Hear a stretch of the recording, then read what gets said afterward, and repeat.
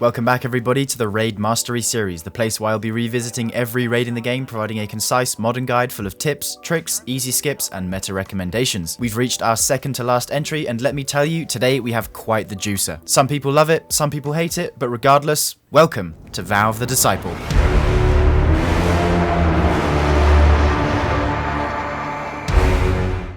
Preamble. Today's guide is going to feature quite a lot of detailed information, probably the most out of any of the guides so far due to the sheer amount of intricacies present throughout the raid. To a lot of the community, Vow of the Disciple is considered one of the harder raids in rotation, mainly for its excessive use of symbols and reliance on memorization. In total, there are 26 symbols present throughout the raid that players need to know the names of in order to effectively complete every encounter, which is why for any newer players, I'd recommend visiting Today in Destiny's Vow of the Disciple symbol trainer in order to get up to speed. Similar to Garden of Salvation, I'm once again going to strongly encourage people to keep any raid armor, since Vow has one of the most broken mods in the game, known as Into the Light, which lets you deal 125% increased grenade damage and have an additional 200% base grenade regeneration rate with 4 copies. With all that out the way, let's begin. Also, just quickly, if you're a fan of the channel, consider joining the Discord. We're trying to reach 2,000 members before the end of the year, and we'd love to have you. Entrance. In order to open the door to the Disciple's Bog, you must first defeat a projection of Savathûn. The exact moment that anyone moves forwards after loading in is what triggers Savathûn to spawn, meaning you can optimize the kill to get a very quick entrance. The best practice is to have one person load in with Divinity and at least 3 other people with Izanagi's Burden. If all 3 Izzies connect, provided you have a buff like an Empowering Rift or Radiant on the div bubble, Savathûn should die instantly. After she dies, proceed to make your way into the swamp. Barge. I think it goes without saying that this is quite possibly the most boring encounter ever conceived, and unfortunately there isn't a great deal you can do to speed things up. The best thing to do here is to make sure you insta-kill the abomination, since they're tied to the spawns of the knowledge crystals, plus have everyone run an eager edge sword to make the process of acquiring knowledge as fast as possible. After you're finished, saving a Sparrow for the transition can speed things up a little, and to do so, trigger destabilizers as soon as you're about to touch the floor and it shouldn't blow up. Once you're through, instead of going the usual route to the first encounter, any warlocks can follow the route on screen for a quick and easy shortcut.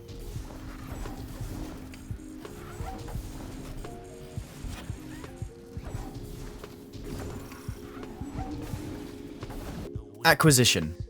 Loadouts wise, it is borderline mandatory that everyone runs an eager edge sword to make traversal as smooth as possible, since this encounter involves quite a lot of moving around. Besides that, forbearance is great for ad clear, and after that, put on any weapon that's good for shooting symbols, like a trace rifle. Mechanically speaking, the aim of the fight is to activate all 3 obelisks dotted around the map. The traditional way of doing this encounter is to first split your team into 3 teams of 2, with each team having 1 player defending the obelisk and the other running symbols. To activate an obelisk, 3 symbols must be collected from corresponding symbol rooms to fully reveal the array of symbols on each obelisk. Each obelisk has an adjacent pillar that shows a set of symbols that each represent a different piece of information. When the encounter begins, one of the 3 symbols will have the top symbol populated by either Pyramid or Traveler, which indicates that a taken knight has spawned somewhere on the map. Pyramid means that a knight has spawned on the left side of the map in any of these possible locations, and Traveler means a knight has spawned on the right side of the map in any of these possible locations. After the knight is found and killed, the middle slot will light up on the first obelisk with any of the following symbols. These symbols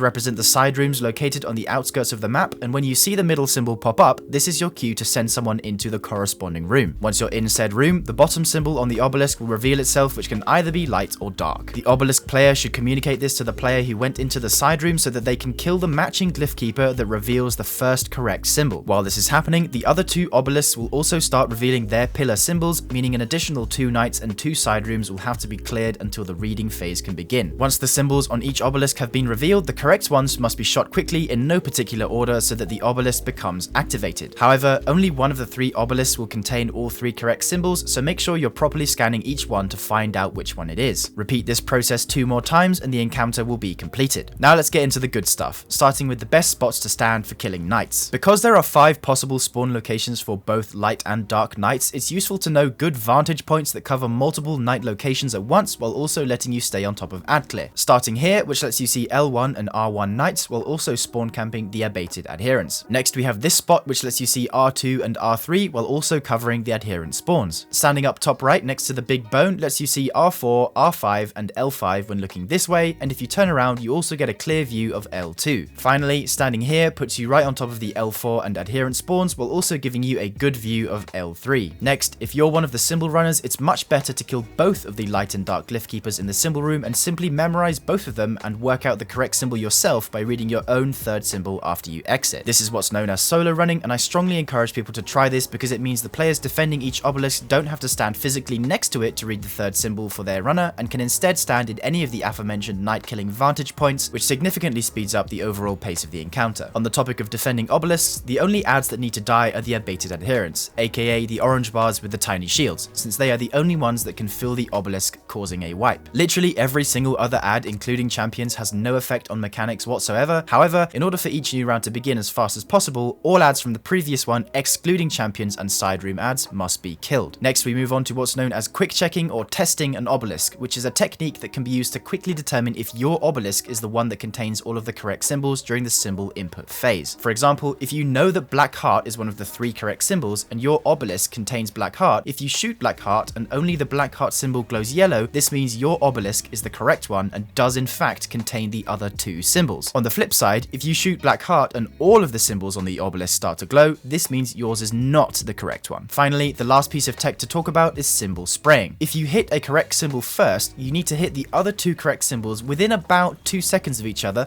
but it doesn't matter if within those 2 seconds you hit a wrong one by accident, which just means you can be a little more carefree with your inputs by spraying and correcting your aim when needed. However, it's bad to have multiple people spray the same obelisk since the reject condition is directly tied to the amount of damage it receives, meaning that having multiple people spray it will almost always cause it to instantly reject. Also keep in mind that if the obelisk rejects your offer 3 times, you will wipe. Caretaker. Loadouts wise, if possible, you should assign 2 warlocks to be running Verity's Brow fusion grenades and any other warlocks running Starfire Protocol. Titans should be on Cuirass Thundercrash and Hunters on Star Eater Blade Barrage. Everyone should be using as many Into the Light mods as possible, since similar to Atheon, the proper way to kill Caretaker involves a heavy focus on ability damage rather than purely weapon damage. Weapons wise, the warlocks should be running Parasite as it allows them to throw more grenades due to the shorter time to fire, and Titans and Hunters should be running Grand Overture. Also make sure one person is running Tractor Cannon to provide the team with the debuff. Warlocks benefit nicely from running a solar trace rifle since they're great for killing ads and shooting symbols, but any solar weapon works just fine. Mechanically speaking, the main objective is to activate the central obelisk on each floor before the Caretaker can physically reach it, since if he does, it causes a wipe. Once again, split your group into 3 teams of 2, one team stunning the Caretaker, another running the symbols, and another clearing ads. In order to collect the symbols needed for the obelisk, players must enter the room behind it and quickly collect and memorize 3 symbols before either the wizards inside kill them or they die to pervading darkness. After their running partner lets them out by shooting the miniature cruxes next to the door, the obelisk will then demand the player who collected the symbols to punch them in. Repeat this process 2 more times until all 9 symbols have been shot and the obelisk is activated. In the meantime, 2 players should be responsible for stunning the Caretaker, which first involves baiting his slam attack and then quickly shooting both his back and his face to make him kneel, prolonging the amount of time the runners get to activate the obelisk. After the obelisk is activated, damage will begin shortly after on the plate closest to where the Caretaker is approaching from. Before we move on to damage, let's talk optimizations, starting with optimal stunning. Stunning the Caretaker overrides any current animation he's performing, meaning it's more optimal to stun him after he gets back up from his slam rather than during his slam in order to milk the most out of his stationary animations. Stun players should also be the ones responsible for destroying the bees that spawn from his backpack after any successful stun, since they completely negate the effects of Into the Light if they manage to hit a player, which is not ideal. Next, I want to talk about optimal running, which is done in the following way. Besides the first floor, both running players should enter the symbol rooms simultaneously rather than one by one. But first, you'll need a way of getting back out, which can either be done by calling out to one of the ad clear players, or better yet, if any of the runners have the mountaintop, they should equip it with sticky grenades and attach a rocket to one of the cruxes. The delayed detonation from the sticky grenade is timed well enough by default so that it conveniently lets both runners exit at the right time shortly after they've collected their symbols. Also, just as a quick note, the reason you don't send both players in at the same time on the first floor is because the room is much smaller and at the beginning only 5 symbols are present in total. Runners can also help shoot each other's symbols since the obelisk allows inputs from any players and not just the one making the offering. Interestingly, it's also possible to predict the location of the first 5 symbols for each obelisk. On the first floor, the first 5 symbols will always be on these 2 sides, and on the second and third floor, the first 5 symbols will always be on these 2 sides. Now let's go back to damage. Right before damage, it's important that any warlocks are actively generating death throw stacks and any hunters have enough orbs to fully charge Feast of Light. Damage on Caretaker is split into two categories, pre-threshold and post-threshold. For pre-threshold, damage should purely consist of ability spam with minimal weapon use, and right as threshold is hit, any hunters and titans should immediately pop their supers, quickly followed by Grandovicher missiles, and warlocks should immediately parasite, followed by more grenades. If done correctly, the Caretaker should be well past the halfway point on his health bar, locking in the guaranteed 2 floor. I also want to really hammer home that there is truly no benefit to waiting until the second or third damage plate to send Caretaker past threshold, since if your team is capable of reaching it on the first plate, there's no reason not to send him there and then. Repeat the running process again for the second floor, and if you manage to successfully 2 floor, the Caretaker will head straight into final stand. Once you're there, you should be able to easily kill him in 1 or 2 plates. 2-3 transition. Not too much to say here, other than switching to a strand subclass really helps with traversal in this area, since you're able to bypass the platform swapping mechanic by simply grappling to the end of each subsection where the path stabilized triggers occur. Once you're here, you can also skip a whole section by grappling straight across the chasm like so.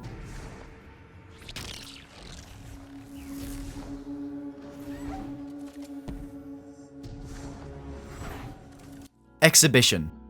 Loadouts wise, it's best if all players run Witherhoard Forbearance for ad clear, accompanied by an Eager Edge Sword for movement. Exhibition is an encounter split into 4 separate rooms, with the objective in each room being to unlock the door to the next one by shooting 2 correct symbols on a wall of 6 symbols. Similar to Acquisition, Glyph Keepers must be killed in order to reveal which 2 symbols are the correct ones for each room. At the same time, players will be juggling an increasing number of relic weapons that also serve individual purposes. Oh yeah, and on top of all that, there's also a wipe timer in each room, so better go fast. The laser, or the nut as it's commonly referred to, is used to kill immune shielded Taken Knights that once defeated extend the duration of the wipe timer. These knights in particular only spawn when a set of Glyph Keepers is defeated. Yet another caveat about the Glyph Keepers, not every player can read the symbols that they drop. Players holding any relic are only able to see the symbols dropped by the Taken Glyph Keeper, and players not holding a relic can only see the symbols dropped by the Scorned Glyph Keeper. The key here is that one of the symbols in each set will be common and shared between both, meaning that relic and non-relic players must communicate with each other what symbols they can see in order to determine which is common. Once the common symbol is shot on the wall, the door to the next room will open. In every room except the first, there will always be 2 sets of Glyph Keepers that need to be killed. Quickly glossing over the other 2 relics, the Vogue relic cleanses any stacks of pervading darkness that players accumulate, and the Taken relic removes Taken blight, preventing ad waves from becoming fully immune. Now let's dive into the details, starting with symbol predicting. After you clear the initial room, it's actually possible to determine the second symbol in each room without communicating, as long as you know the non-relic cause for the second set. For example, if you know that the common symbol from the first set is love and the second non-relic cause are Witch Queen, Witness, and Kill, only one of these 3 symbols will be present on the final wall, which will be the correct second symbol, meaning that if you see Witness but not Witch Queen or Kill on the final wall, the correct combination is Love Witness. This trick works for every room except the initial one, obviously, since there's only 1 set of Glyph Keepers. It's also good practice to have the nut player shoot the symbols, but this isn't mandatory. Speaking of the nut, in the lobby areas between rooms, depositing the nut is what's linked to refreshing the wipe timer, which, to be honest, this fact isn't nearly as relevant in 6s as it is in low mans, but it's just good to know. Once the Taken relic is introduced after the second room, the 2 rooms to follow will contain Taken blights that need to be cleansed in order to remove immune shields from nearby ads, which I'm sure most of you know. But what you may not know is that the third Taken blight in both of these rooms can be skipped entirely, since it isn't close enough to any Glyph Keeper spawns to make them immune. This means that your pathing in room 3 should look like this or this, and in room 4 either this or this, depending on the spawn location of the initial blight. Finally, if any players are hell-bent on keeping their relic from room to room, you can bypass the relic lockout by killing yourself and having someone revive you.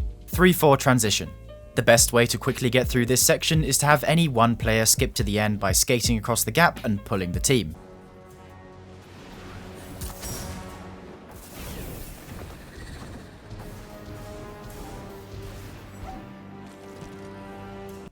Rhulk. Rockets are the way to go for Rhulk, so make sure someone is running Galahorn for wolf packs and Tractor Cannon for debuff. Similar to Caretaker, Rhulk is yet another opportunity for Warlocks to take advantage of Verity's Brow, so be sure to have 2 or 3 Warlocks running it. Specifically, if your team chooses to run Verity's Brow, I would recommend recrafting your Apex Predator to have Demolitionist rather than Reconstruction, and also obviously make sure you're running as many Into the Light mods as possible. Titans should again be using Cuirass Thundercrash, but this time Hunters should instead swap to Starry to Gathering Storm, since Rhulk's boss model is fairly thin, lowering entering the Valley of Blade Barrage. Begin the fight by walking forwards and await the spawn of the Darkness Crystal. Assign 2 players to be dunkers and 2 players to be splitters, and once the crystal appears, have Splitter 1 break it and obtain the Leeching Force buff. Splitter 1 should now stand on the symbol pad to spawn 2 smaller crystals located left and right. It's common practice to have dunkers shoot the left crystal and splitters shoot the right crystal, so make sure dunk 1 shoots left and split 2 shoots right. Split 2 should now have Leeching Force and must repeat the steps from before, stand on the pad, dunk 2 shoots left and split 1 shoots right to regain Leeching Force. Both dunk 1 and dunk 2 should now wait to enter Rhulk's beam attack in order to convert their Leeching Force into Emanating Force. While this was all happening, the Taken and Scorn Glyph Keepers should have been killed to reveal 2 sets of symbols with 1 in common, exactly like from Exhibition. Only buff players can see the left cores and only non-buff players can see the right cores, so be sure to call them out and decipher the common symbol. After the common symbol is found, send both dunk players to the 2 podiums containing said symbol and dunk them in, preferably at the same time. Repeat this process 2 more times and get ready for damage. Quickly before we talk about damage, I want to mention that if your team is running Verity's Brow, it's very important that you leave the 3rd wave of ads that spawns at the base of the stairs so that there are plenty available to generate death throw stacks. Furthermore, there's an even faster method of getting to damage known as 4-man dunking. 4-man dunking can be a little confusing, so I'm going to use this visual example in Paint, which I hope can get the picture across. Okay, so 4-man dunking. So first, let's talk about how regular splitting works. So you have split 1, right? So we have split 1 here, and split 1 gives the buff to, well, let's just call it player 1.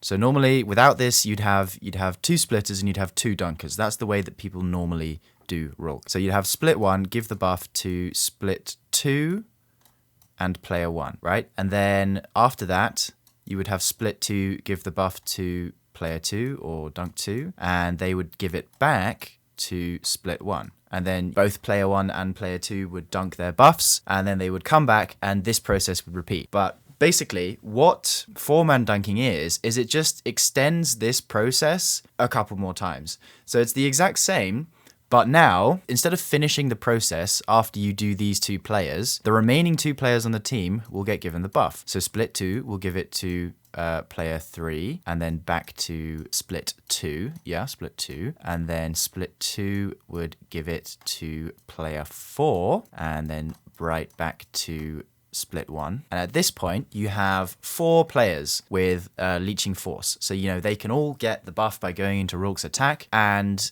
obviously you need 6 dunks to finish the sort of pre-damage phase and actually get to damage. So where do those last 2 players come from? Well, at this point, obviously you can only dunk 2 at a time, right? So after player 1 and player 2 have dunked, the bubble around Rhulk will shrink, and then the symbols will refresh, and then player 3 and player 4 can go dunk theirs. But at this point, obviously player 1 and player 2 have dunked already, so one of these 2 players is free to grab the buff again. So what you do here is splitter 1 gives the buff to player 1 or player 2. Let's just say player 1 for argument's sake. And then split 1 gives it to split 2 one last time. So now, look at this. We've done 4. So these here, this is 4 buffs out of 6. And these 2 here, would you look at that? That adds up very nicely to 2 out of 6. Add these together.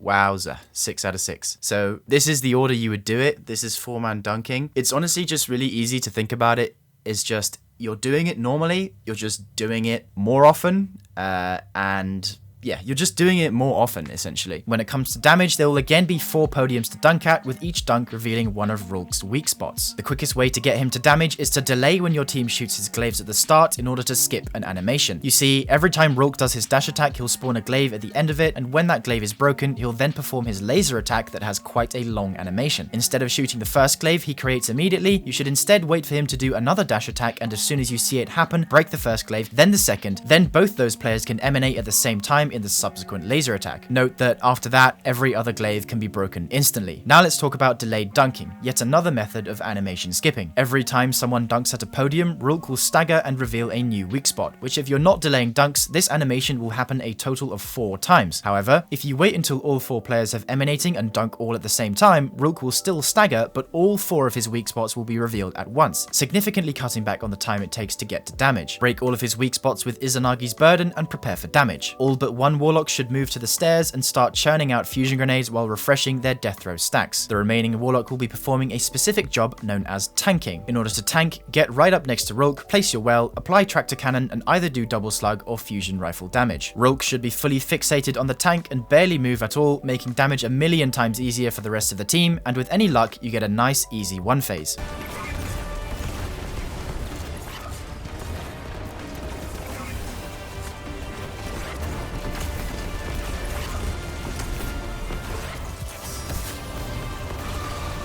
Guardian down. And there we have it. Thanks for watching, and I hope you learned something.